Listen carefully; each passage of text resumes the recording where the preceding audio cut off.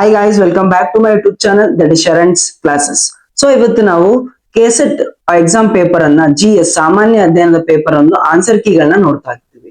Okay, ಈ question paper ಕೂಡ important ಯಾಕಂತಂದ್ರೆ ಮುಂಬರುವಂತ SDA, FDA ಮತ್ತು PSI ಹುದ್ದೆಗಳಿಗೆ ಈ ಪೇಪರ್ ಅಲ್ಲಿಂದ ಕ್ವಶನ್ಸ್ ಗಳು ಬರ್ತಕ್ಕಂತ ಚಾನ್ಸಸ್ ಇರುತ್ತೆ. ಯಾಕೆಂತಂದ್ರೆ ಇದು ಕೂಡ ಒಂದು ಸ್ಟ್ಯಾಂಡರ್ಡ್ ಲೆವೆಲ್ ಪೇಪರ್ ಆಗಿರೋದ್ರಿಂದ ಈ ತರದ ಪೇಪರ್ ಗಳನ್ನ ಸಾಲ್ವ್ ಮಾಡೋದ್ರಿಂದ ನಮ್ಮ ಕರ್ನಾಟಕದ ಒಂದು ಪೇಪರ್ ಗಳಿಗೆ ಹೆಲ್ಪ್ ಆಗುತ್ತೆ. ಓಕೆ, ಸೊ ಆನ್ಸರ್ ಕೀಗಳನ್ನ ನೋಡ್ತಾ ಹೋಗೋಣ ಬರ್ರಿ. ರೈಟ್, ಸೊ ಫಸ್ಟ್ ಗೆ ಒಂದು 15 ಕ್ವಶನ್ಸ್ ಏನಿದಾವೆ ಮೆಂಟಲ್ ಎಬಿಲಿಟಿ ಕ್ವಶನ್ ಇದಾವೆ. ಈ ವಿಡಿಯೋದಲ್ಲಿ ಕೇವಲ ಆನ್ಸರ್ ಕೀಗಳನ್ನ ನೋಡ್ತಾ ಹೋಗ್ತೀನಿ. ಸೊ ಇನ್ನೊಂದು ವಿಡಿಯೋದಲ್ಲಿ ಮೆಂಟಲ್ ಎಬಿಲಿಟಿ ಕ್ವಶನ್ ಗಳನ್ನ ಸಪರೇಟ್ ಆಗಿ ವಿತ್ ಎಕ್ಸ್ಪ್ಲನೇಷನ್ ಅನ್ನು ಬಿಡ್ತೀನಿ. ಓಕೆ, ಎಕ್ಸ್ಪ್ಲನೇಷನ್ ಅನ್ನ ಬೇರೆ ಒಂದು ವಿಡಿಯೋದಲ್ಲಿ ಬಿಡ್ತೀನಿ. ಓಕೆ, ಇಲ್ಲಿ ಕೇವಲ ಆನ್ಸರ್ ಕೀಗಳನ್ನ ಮಾತ್ರ ನೋಡ್ತಾ ಹೋಗ. ಒಂದನೇ ಕ್ವಶನ್ ನೋಡ್ರಿ, ಕೆಳಗಿನ ಸರಣಿಯಲ್ಲಿ ಮುಂದೆ ಏನು ಬರುತ್ತದೆ? ZBIJ, WD, KL, TGMN, QKOP. Okay, so ಬಿಟ್ಟ ಸ್ಥಳ ತುಂಬಿರಿ. ಇದಕ್ಕೆ ಆನ್ಸರ್ ಒಂದನೇ ಆಪ್ಷನ್ NPQR ಅಂತ ಬರುತ್ತೆ. ರೈಟ್, ಸೊ ಸೆಕೆಂಡ್ ಕ್ವಶನ್ ನೋಡ್ರಿ, ಒಂದು ನಿರ್ದಿಷ್ಟ ಭಾಷೆಯಲ್ಲಿ ಕಾಫಿಯನ್ನ 315665 ಎಂದು ಬರೆದರೆ ಅದೇ ಭಾಷೆಯಲ್ಲಿ ಟೀ ಅನ್ನ ಹೇಗೆ ಬರೆಯಲಾಗುತ್ತದೆ? ಸೊ ಇದಕ್ಕೆ ಆನ್ಸರ್ ನಿಮ್ಮ ಆಪ್ಷನ್ 3 2051. ರೈಟ್, ಸೊ ನೆಕ್ಸ್ಟ್ ಮೂರನೇ ಕ್ವಶನ್ ನೋಡ್ತಾ ಬರ್ರಿ, ಒಂದು ಕಾರು 6 ಗಂಟೆಯಲ್ಲಿ 50 km/h ವೇಗದಲ್ಲಿ ಒಂದು ನಿರ್ದಿಷ್ಟ ದೂರವನ್ನು ಕ್ರಮಿಸುತ್ತದೆ. 4 ಗಂಟೆಗಳಲ್ಲಿ ಅದೇ ದೂರವನ್ನು ಕ್ರಮಿಸಲು ಅದು ಯಾವ ವೇಗದಲ್ಲಿ ಕ್ರಮಿಸಬೇಕಾಗುತ್ತದೆ ಅಂತ ಕೇಳಿದ್ದಾನೆ. ರೈಟ್, ಅಗೇನ್ ಮೂರನೇ ಕ್ವಶನ್ ಗೆ ನಿಮ್ಮ answer 4, option 4 75 km/h. Okay, so ನಾಲ್ಕನೇ ಕ್ವಶನ್ ನೋಡ್ತಾ ಬರ್ರಿ, 4 ವರ್ಷಗಳಲ್ಲಿ ಒಂದು ಮೊತ್ತವು ಚಕ್ರ ಬಡ್ಡಿ ದರದಲ್ಲಿ ತಾನಾಗಿಯೇ ದ್ವಿಗುಣಗೊಂಡರೆ ಈ ಕೆಳಗಿನವುಗಳಲ್ಲಿ ಯಾವುದು ಸರಿಯಾಗಿದೆ, ಯಾವುದು ಕರೆಕ್ಟ್ ಅಂತ ಕೇಳ್ತಿದ್ದಾನೆ. ಆ ಮೊತ್ತ ತಾನಾಗಿಯೇ 4 ಪಟ್ಟು ಹೆಚ್ಚಾಗಲು 8 ವರ್ಷ ಬೇಕಾಗುತ್ತೆ, ಕರೆಕ್ಟ್. ಆ ಮೊತ್ತ ತಾನಾಗಿಯೇ 8 ಪಟ್ಟು ಹೆಚ್ಚಾಗಲು 12 ವರ್ಷ, ಕರೆಕ್ಟ್. ಆ ಮೊತ್ತ ತಾನಾಗಿಯೇ 16 ಪಟ್ಟು ಹೆಚ್ಚಾಗಲು 16 ವರ್ಷ, ಇದು ಕರೆಕ್ಟ್ ಆಗುತ್ತೆ. ಬಟ್ ಡಿ ಆಪ್ಷನ್ ತಪ್ಪಾಗುತ್ತೆ. ಸೊ ಹಾಗಾದ್ರೆ ಇಲ್ಲಿ ನೋಡ್ರಿ ಯಾವ್ದಿದೆ, ABC ಮಾತ್ರ, ಆಪ್ಷನ್ 2 ಯಾವ್ದು ಸರಿಯಾಗಿದೆ ಅಂತ ಕೇಳಿದರೆ AB ಮತ್ತು C ಮಾತ್ರ. ಇದು ಯಾವ ರೀತಿ ಎಕ್ಸ್ಪ್ಲನೇಷನ್ ಮತ್ತೊಂದು ವಿಡಿಯೋ ಮಾಡ್ತೀವಿ ಕೇವಲ ಮೆಂಟಲ್ ಎಬಿಲಿಟಿಗೋಸ್ಕರ. ಅದು ನಮ್ಮ ಅಪ್ಕಮಿಂಗ್ ಎಕ್ಸಾಮ್ ಗಳಿಗೆ ತುಂಬಾ ಇಂಪಾರ್ಟೆಂಟ್ ಆಗುತ್ತೆ. Right, okay. ಸೊ ನೆಕ್ಸ್ಟ್ ಬರ್ರಿ, 5ನೇ ಕ್ವಶನ್ ನೋಡ್ತಾ ಬರ್ರಿ, ಒಂದು ಗ್ರಂಥಾಲಯವು ಭಾನುವಾರಗಳಂದು ಸರಾಸರಿ 400 ಸಂದರ್ಶಕರನ್ನು ಮತ್ತು ಬೇರೆ ದಿನಗಳಂದು 100 ಸಂದರ್ಶಕರನ್ನು ಹೊಂದಿದೆ. ಹಾಗಾದ್ರೆ ಶನಿವಾರದಿಂದ ಪ್ರಾರಂಭವಾಗುವ 30 ದಿನಗಳಿರುವ ಒಂದು ತಿಂಗಳಲ್ಲಿ ದಿನವೊಂದರ ಸರಾಸರಿ ಸಂದರ್ಶಕರ ಸಂಖ್ಯೆ. ಇದಕ್ಕೆ ಆನ್ಸರ್ ನಿಮ್ಮ ಆಪ್ಷನ್ 2 150. ಎಸ್. ಸೊ ನೆಕ್ಸ್ಟ್ ಬರ್ರಿ, 6ನೇ ಕ್ವಶನ್ ನೋಡ್ತಾ ಬರ್ರಿ, ಒಂದು ಸಾಂಕೇತಿಕ ಭಾಷೆಯಲ್ಲಿ ಥ್ರೆಟ್ ಅನ್ನು RHTTAE ಎಂದು ಬರೆದರೆ PEARLY ಇದನ್ನು ಯಾವ ರೀತಿ ಬರೀಬಹುದು ಅಂತ ಕೇಳಿದರೆ ಇದಕ್ಕೆ ನಿಮ್ಮ ಆಪ್ಷನ್ ಏನಾಗುತ್ತೆ ಅಂತಂದ್ರೆ 3ನೇ ಆಪ್ಷನ್ AEPYLR ಅಂತ. ಓಕೆ, ಸೊ ನೆಕ್ಸ್ಟ್ ಬರ್ರಿ, 7ನೇ ಕ್ವಶನ್ ನೋಡ್ತಾ ಬರ್ರಿ, ತ್ರಿಭುಜವು ವೈದ್ಯರನ್ನು, ವೃತ್ತವು ಆಟಗಾರರನ್ನು ಮತ್ತು ಆಯತವು ಕಲಾವಿದರನ್ನು ಪ್ರತಿನಿಧಿಸುತ್ತದೆ. ಹಾಗಾದ್ರೆ ಯಾವ ಸಂಖ್ಯೆಯು ಆಟಗಾರರು ಅಲ್ಲದ, ವೈದ್ಯರು ಅಲ್ಲದ ಕಲಾವಿದರನ್ನು ಪ್ರತಿನಿಧಿಸುತ್ತದೆ? ಅಂದ್ರೆ ಕೇವಲ ಕಲಾವಿದರು ಅಂತ ಹೇಳ್ತಿದ್ದಾರೆ. ಸೊ ಇದಕ್ಕೆ ಆಪ್ಷನ್ 1 ಆಗುತ್ತೆ, ಓನ್ಲಿ 1 ಇದು. ಓಕೆ, ಯಾಕೆ ಅಂತ ನಿಮ್ಗೆ ಮತ್ತೊಂದು ವಿಡಿಯೋದಲ್ಲಿ ಹೇಳ್ತಾ ಹೋಗ್ತೀನಿ. ಎಸ್. ನೆಕ್ಸ್ಟ್ ಬರ್ರಿ, 8ನೇ ಕ್ವಶನ್ ನೋಡ್ರಿ, ಈ ಕೆಳಗಿನ ಪ್ರಶ್ನೆಯನ್ನು ಉತ್ತರಿಸಲು ಕೆಳಗೆ ನೀಡಿರುವ ಮಾಹಿತಿಯನ್ನ ಪರಿಗಣಿಸಿ. ಈ ಕ್ವಶನ್ ಕಂಪ್ಲೀಟ್ ಆಗಿ ಓದ್ಕೊಳ್ರಿ ಏನಿದೆ ಅಂತ. ಸೊ ಇದಕ್ಕೆ ಆನ್ಸರ್ ಯಾವ್ದಾಗುತ್ತೆ ಅಂದ್ರೆ 1ನೇ ಆಪ್ಷನ್ ಆಗುತ್ತೆ. ಡಿ ಅತ್ಯಂತ ಹೆಚ್ಚು ಅಂಕ ಗಳಿಸುತ್ತಾನೆ, ಇದು ಆಪ್ಷನ್ ಆಗುತ್ತೆ, 1ನೇ ಆಪ್ಷನ್. ಓಕೆ, ನೆಕ್ಸ್ಟ್ ಕ್ವಶನ್ ನೋಡ್ತಾ ಬರ್ರಿ, 9ನೇ ಕ್ವಶನ್, ಒಬ್ಬ ಪೊಲೀಸನು 20 ಕಿಲೋಮೀಟರ್ ಪೂರ್ವಕ್ಕೆ ಹೋಗುತ್ತಾನೆ ಮತ್ತು ದಕ್ಷಿಣಕ್ಕೆ ತಿರುಗಿ 30 ಕಿಲೋಮೀಟರ್ ಸಾಗುತ್ತಾನೆ. ತದನಂತರ ಪುನಃ ಎಡಕ್ಕೆ ತಿರುಗಿ 10 ಕಿಲೋಮೀಟರ್ ಸಾಗುತ್ತಾನೆ. ಅವನು ಪ್ರಾರಂಭದ ಬಿಂದುವಿನ ಎಷ್ಟು ದೂರದಲ್ಲಿದ್ದಾನೆ? ಡಿಸ್ಟೆನ್ಸ್ ಕೇಳ್ತಿದ್ದಾರೆ. ಸೊ ಆಪ್ಷನ್ 1 30√2 ಕಿಲೋಮೀಟರ್ ಅಂತ ನೋಡ್ತೀವಿ. ಸೊ ಪೈಥಾಗರಸ್ ಥಿಯರಂ ಮೂಲಕ ಇದನ್ನ ಸಾಲ್ವ್ ಮಾಡ್ತಾರೆ. ಇದನ್ನ ನಾನು ಮುಂದಿನ ವಿಡಿಯೋದಲ್ಲಿ ಸಾಲ್ವ್ ಮಾಡಿ ನಿಮ್ಗೆ ಕಳಿಸ್ತೀನಿ. ಓಕೆ, ನೆಕ್ಸ್ಟ್ ನೋಡ್ರಿ, 10ನೇದು, ಸಮಸ್ಯಾ ರೇಖಾಚಿತ್ರವು ಈ ಕೆಳಗಿನಂತಿವೆ, ಉತ್ತರದ ರೇಖಾಚಿತ್ರಗಳು ಈ ಕೆಳಗಿನಂತಿವೆ. ಸೊ ಹಾಗಾದ್ರೆ ಇದಕ್ಕೆ ಆಪ್ಷನ್ ಯಾವುದು ಅಂತಂದ್ರೆ ಇದಾಗುತ್ತೆ. So second option B, option B is the answer ಆಗುತ್ತೆ. ಓಕೆ, ನೆಕ್ಸ್ಟ್ ಕ್ವಶನ್ ನೋಡ್ತಾ ಬರ್ರಿ, ಏನಿದೆ, ಸೊ ಡಾಟಾ ಇಂಟರ್ಪ್ರಿಟೇಷನ್ DI ನಿಮ್ಮ ಸಿಲೆಬಸ್ ಅಲ್ಲೇ ಮೆನ್ಷನ್ ಮಾಡಿದ್ರು ಡಾಟಾ ಇಂಟರ್ಪ್ರಿಟೇಷನ್ ಅಂತ. ಸೊ ನೋಡ್ರಿ ಇದಕ್ಕೆ ಆನ್ಸರ್ ಯಾವ್ದು ಆಗುತ್ತೆ ಅಂತಂದ್ರೆ ನೋಡ್ರಿ 3ನೇದು 45:7:87 ಇದು ನಿಮ್ಗೆ ಆನ್ಸರ್ ಆಗುತ್ತೆ. ತುಂಬಾ ದೊಡ್ಡ ಕ್ವಶನ್ ಅನ್ಸುತ್ತೆ, ದೊಡ್ಡ ಕ್ವಶನ್ ಎಲ್ಲ ತುಂಬಾ ಈಸಿ ಕ್ವಶನ್ ಇದೆ. ಓಕೆ, ನೆಕ್ಸ್ಟ್ ನೋಡ್ರಿ 12ನೇ ಕ್ವಶನ್ ಏನಿದೆ ಅಂತಂದ್ರೆ, ಈ ಕೋಷ್ಟಕವನ್ನ ಪರಿಗಣಿಸಿ ಏಪ್ರಿಲ್ ಪಟ್ಟಣ B ಯಲ್ಲಿ ಮಾರಾಟವಾದ ವಸ್ತುಗಳು ಅದೇ ತಿಂಗಳಲ್ಲಿ ಪಟ್ಟಣ A ನಲ್ಲಿ ಮಾರಾಟವಾದ ವಸ್ತುಗಳಿಗಿಂತ ಶೇಕಡ ಎಷ್ಟು ಹೆಚ್ಚಿದೆ? ಇದಕ್ಕೆ ಆನ್ಸರ್ 2ನೇದು ಆಪ್ಷನ್ 2 40% ಆಗುತ್ತೆ. ಓಕೆ, 40%. ನೆಕ್ಸ್ಟ್ ನೋಡ್ತಾ ಬರ್ರಿ, 13ನೇ ಕ್ವಶನ್, 6 ವಿದ್ಯಾರ್ಥಿಗಳು ಅವರು ಪರೀಕ್ಷೆಯಲ್ಲಿ ಗಳಿಸಿದ ಅಂಕಗಳ ಆಧಾರದ ಮೇಲೆ 1, 2, 3, 4, 5, 6ರಂತೆ ಏರಿಕೆ ಕ್ರಮದಲ್ಲಿ ರ್ಯಾಂಕ್ ಪಡೆದಿದ್ದಾರೆ. ಪ್ರತಿ ವಿದ್ಯಾರ್ಥಿಯು ಅಂಕಗಳಿಗೆ 2 ಕೃಪಾಂಕಗಳನ್ನ ಸೇರಿಸಿದರೆ ಈ ಕೆಳಗಿನಲ್ಲಿ ಯಾವುದು ಸರಿಯಾಗಿದೆ? ಓಕೆ, ಇದಕ್ಕೆ ಆನ್ಸರ್ ಏನಾಗುತ್ತೆ ಅಂದ್ರೆ ಆಪ್ಷನ್ ಬಿ, ಪ್ರತಿ ವಿದ್ಯಾರ್ಥಿಯ ರ್ಯಾಂಕ್ ಹಾಗೆ ಇರುತ್ತದೆ. ಸೊ ಎಲ್ರಿಗೂ 2 ಅಂಕ ಅಂದ್ರೆ ಎಲ್ರಿಗೂ ಸೇಮ್ ಆಗುತ್ತೆ. ಸೊ ಹಾಗಾಗಿ ಪ್ರತಿ ವಿದ್ಯಾರ್ಥಿ ಅಂಕ ಹಾಗೆ ಇರುತ್ತೆ ಅಂತ ಆನ್ಸರ್ ಆಗುತ್ತೆ. ಓಕೆ, ನೆಕ್ಸ್ಟ್ 14ನೇ ಕ್ವಶನ್ ಬರ್ರಿ. ಇದಕ್ಕೆ ಉತ್ತರ ಯಾವುದು ಅಂತಂದ್ರೆ ಆಪ್ಷನ್ ಎ 23%, 27%.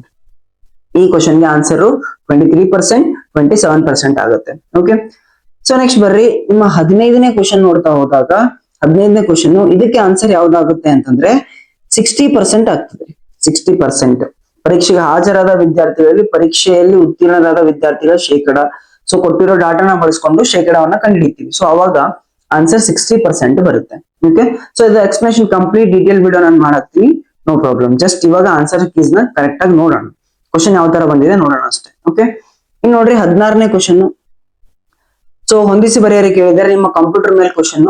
ಈ ತರ ಕ್ವಶನ್ಸ್ ಏನಕ್ಕೆ ಇಂಪಾರ್ಟೆಂಟ್ ಆಗುತ್ತೆ ಅಂದ್ರೆ ಗ್ರೂಪ್ ಸಿ ಲೆವೆಲ್ ಹುದ್ದೆ ಅಥವಾ FDA ಇರ್ಬೋದು, ಕಮ್ಯುನಿಕೇಶನ್ ಬರುತ್ತಲ್ಲ, ಕಮ್ಯುನಿಕೇಶನ್ ಪೇಪರ್ ಅಲ್ಲಿ ಈ ಕ್ವಶನ್ಸ್ ರಿಪೀಟ್ ಆಗುತ್ತೆ. ಡೈರೆಕ್ಟ್ ಇಷ್ಟು ದೊಡ್ಡ ಕ್ವಶನ್ ಇಲ್ಲ ಅಂತಂದ್ರು, ಫಾರ್ ಎಕ್ಸಾಂಪಲ್ ರೌಟರ್ ನ ಫಂಕ್ಷನ್ ಏನು, ಫೈರ್ ವಾಲ್ ನ ಫಂಕ್ಷನ್ ಏನು, ಬ್ರೌಸರ್ ನ ಫಂಕ್ಷನ್ ಏನು, ಈ ತರ ಕ್ವಶನ್ ರಿಪೀಟ್ ಆಗ್ತಕ್ಕಂಥ ಚಾನ್ಸಸ್ ಇರುತ್ತೆ. ಸೊ ಹಾಗಾಗಿ ಈ ಕ್ವಶನ್ ಗಳನ್ನ ಪ್ರಾಪರ್ ಆಗಿ ನೋಡ್ಬೇಕು. ರೈಟ್, ಇಲ್ಲಿ ನೋಡಿ ಎಲ್ಲ ಗೊತ್ತಿರಲ್ಲ ನಮ್ಗೆ, ಎಲ್ಲವೂ ಗೊತ್ತಿರಲ್ಲ, ಎಲ್ಲ ಒಂದೆರಡು ಗೊತ್ತಿರುತ್ತೆ, ಅದನ್ನ ಬಳಸ್ಕೊಂಡು ನಾವು ಆನ್ಸರ್ ಹುಡುಕ್ಬೇಕು. ಹೌದಾ? ಸಿ ನೋಡ್ರಿ, ನಮ್ಗೆ ಫೈರ್ ವಾಲ್ ಗೊತ್ತು. ರೈಟ್, ಏನ್ ಫೈರ್ ವಾಲ್ ಅಂತಂದ್ರೆ ಅನಧಿಕೃತವಾಗಿ ನೆಟ್ವರ್ಕ್ ಅನ್ನ ಪ್ರವೇಶಿಸುವುದನ್ನ ತಡೆಗಟ್ಟುವ ಒಂದು ಉಪಕರಣ. ಸೊ B4 ಅಂತ, B4 ಎಲ್ಲದ ನೋಡ್ರಿ. ಸೊ ಆಪ್ಷನ್ ಎ ಮತ್ತು ಆಪ್ಷನ್ 3 ಅಲ್ಲಿ ಎರಡರಲ್ಲಿ ಇದ್ದಾವೆ. ಇನ್ನು ನಂಗೆ ಬ್ರೌಸರ್ ಗೊತ್ತು. ಹೌದಾ? ಬ್ರೌಸರ್ ಏನು ಅಂತಂದ್ರೆ ವೆಬ್ಸೈಟ್ ಗಳನ್ನ ಪ್ರವೇಶಿಸಲು ಇರ್ತಕ್ಕಂತ ಒಂದು ಅಪ್ಲಿಕೇಶನ್. ಸೊ D3 ಆಗ್ಬೇಕು. D3 ಅಲ್ಲಿ ಇದೆ, ಇದು ಒಂದೇ ಇದೆ. So option A is the answer. A2, B4, C1 and D3 ನೋಡಿ. ಹೌದ್ರಿ? So option A is the answer. Okay, next ಬರ್ರಿ.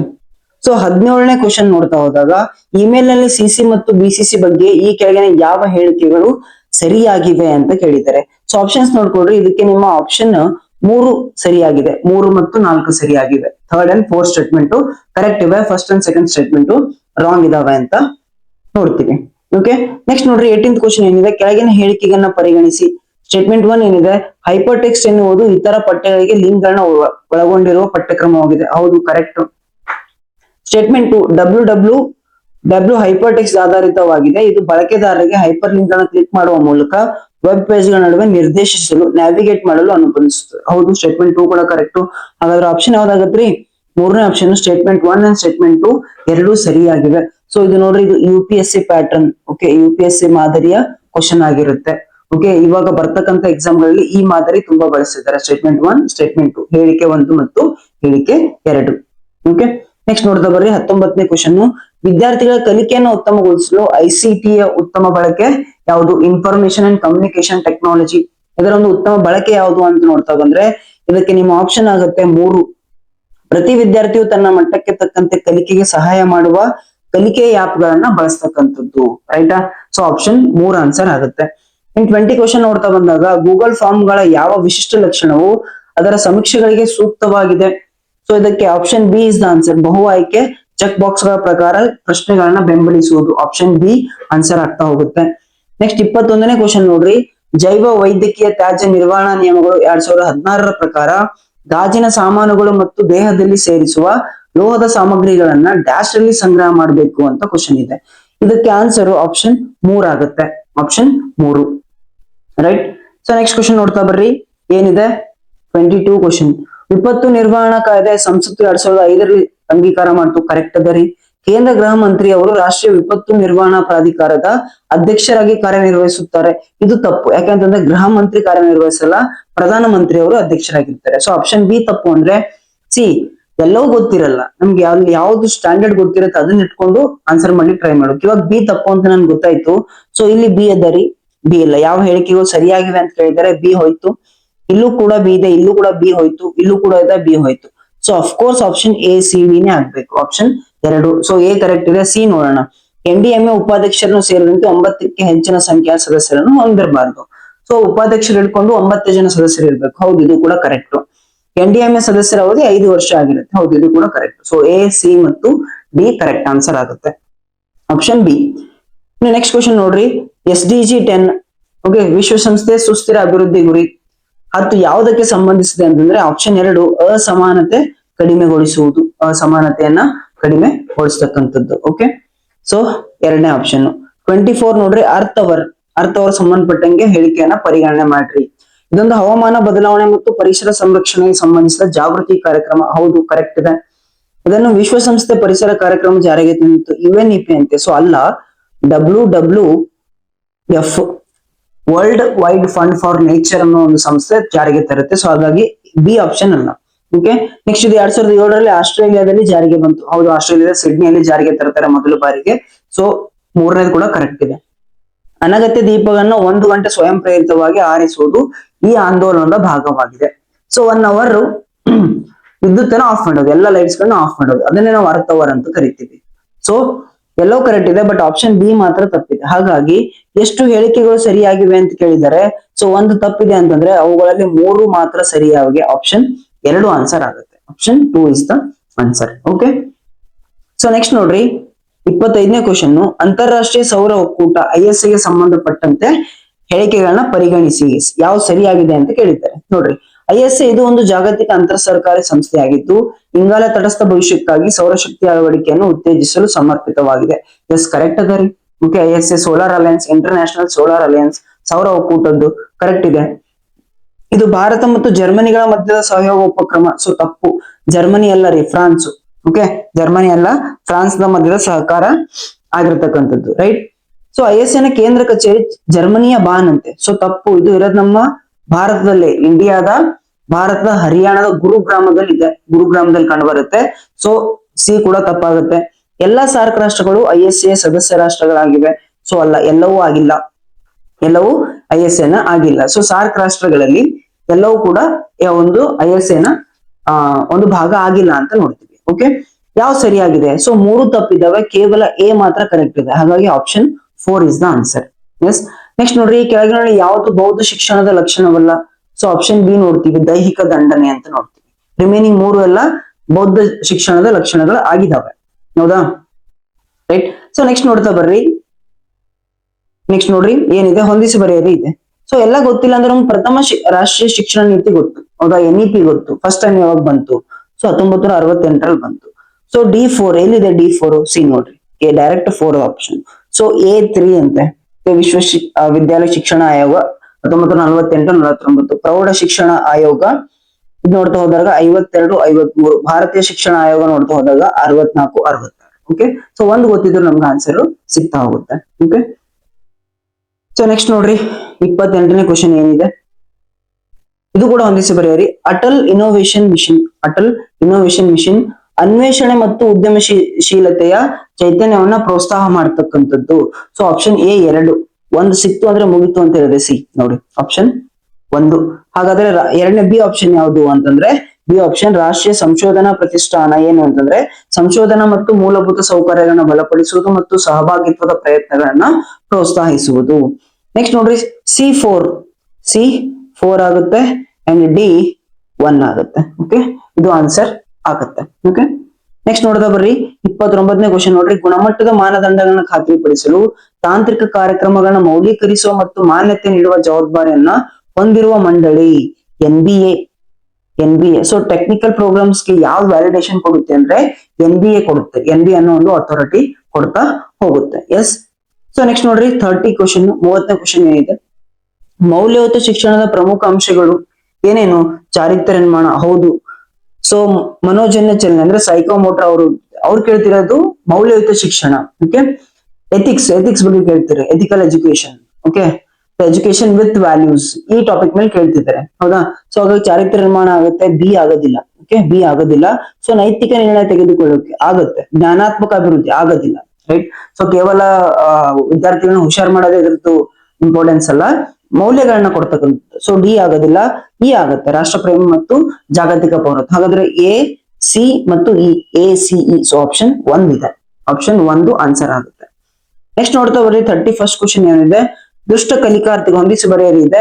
ಸೊ ಒಂದನೇದ್ದು A ಆಪ್ಷನ್ ಎರಡನೇ ಆಗತ್ತೆ ನೋಡ್ರಿ. ರೇಖಾಚಿತ್ರ ಮತ್ತು ನಕಾಶೆಯಿಂದ ಪ್ರಯೋಜನ ಪಡೆಯುವುದು A2 ಎಲ್ಲದ ನೋಡ್ರಿ. A2 C A2. So option 4 is the answer. So B ಏನ್ ಹೇಳುತ್ತೆ?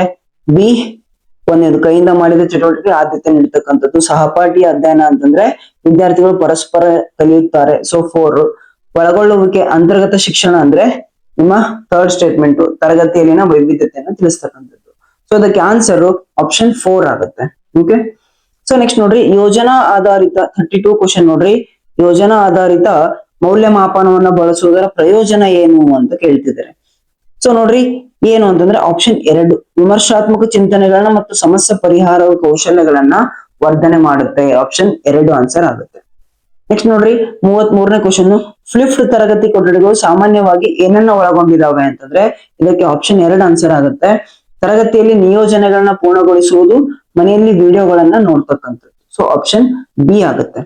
34 ನೋಡ್ತಾ ಬರ್ರಿ, CBT ಗಣಕ ಯಂತ್ರ ಆಧಾರಿತ ಪರೀಕ್ಷೆಯ ಒಳಗೊಂಡಿರುವ ಹಂತಗಳನ್ನ ಅನುಕ್ರಮಗೊಳಿಸಿ. ಕಂಪ್ಯೂಟರ್ ಬೇಸ್ಡ್ ಟೆಸ್ಟ್ ಹೌದಾ CBT ಅಂದ್ರೆ. ಸೊ ಏನ್ ಸ್ಟೆಪ್ಸ್ ಇದಾವೆ ಅಂತಂದ್ರೆ, ಸೊ ನೋಡ್ತಾ ಬರ್ರಿ. ಸೊ ಇದಕ್ಕೆ ನಿಮ್ಮ ಆನ್ಸರ್ ಆಗುತ್ತೆ, ಫಸ್ಟ್ ಏನ್ ಮಾಡ್ಬೇಕು, ಪರೀಕ್ಷೆಯ ಉದ್ದೇಶವನ್ನ ವ್ಯಾಖ್ಯಾನ ಮಾಡ್ಬೇಕಾಗುತ್ತೆ. ಸೊ ಹಾಗಾಗಿ 4 ಸಿ ಆಪ್ಷನ್ 2. ಆಪ್ಷನ್ 2 4 ಪರೀಕ್ಷೆಯ ಉದ್ದೇಶವನ್ನು ವ್ಯಾಖ್ಯಾನ ಮಾಡಬೇಕು. ಅದಾದ ನಂತರ ಪ್ರಶ್ನೆಗಳ ರಚನೆ ಮಾಡಬೇಕು. ಅದಾದ ನಂತರ ಪರೀಕ್ಷೆಯ ಸ್ವರೂಪ ವಿನ್ಯಾಸ ಮಾಡಬೇಕು. ಅದಾದ ನಂತರ ಕೊನೆಗೆ ಏನ್ ಮಾಡ್ತೀವಿ, ಸಾರಿ ಇದೆಲ್ಲ. ಸೊ ಥರ್ಡ್ ಸ್ಟೇಟ್ಮೆಂಟ್, ಫಸ್ಟ್ ವೇದಿಕೆ ತಂತ್ರಜ್ಞಾನವನ್ನ ಆಯ್ಕೆ ಮಾಡ್ತೀವಿ. ಅದಾದ ನಂತರ ಪರೀಕ್ಷೆಯ ಸ್ವರೂಪವನ್ನ ವಿನ್ಯಾಸ ಮಾಡ್ತೀವಿ.